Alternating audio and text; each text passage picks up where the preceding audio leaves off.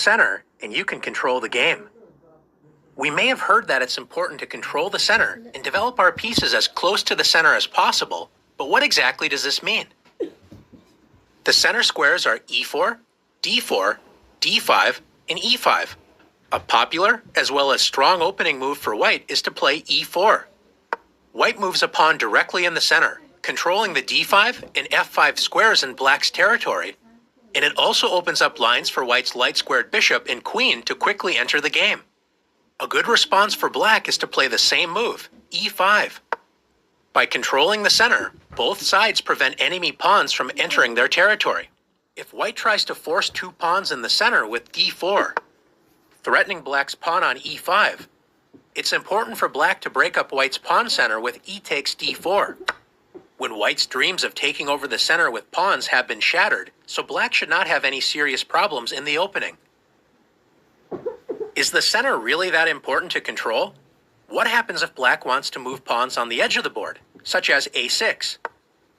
Pawn moves are important when they can control key squares, especially in the center, and when they open up lines for pieces to enter the game. This move does not control an important central square, and it only allows the rook to move to a7, not exactly improving black's position.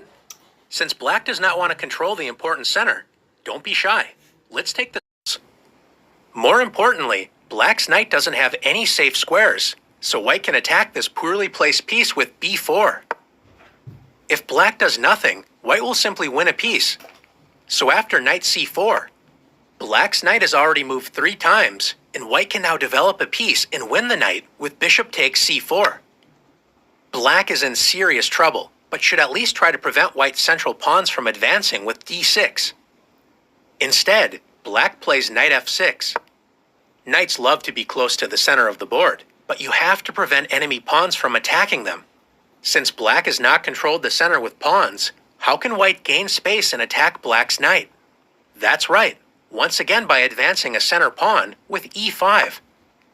Black should once again retreat the knight, admitting another mistake, but decides to lunge forward with knight g4. Notice most of black's escape squares are controlled by pawns.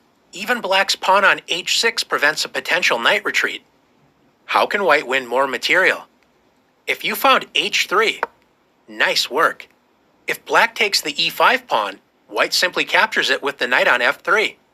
If black plays knight takes f2, at least grabbing a pawn before losing the knight, white should not be afraid to move the king.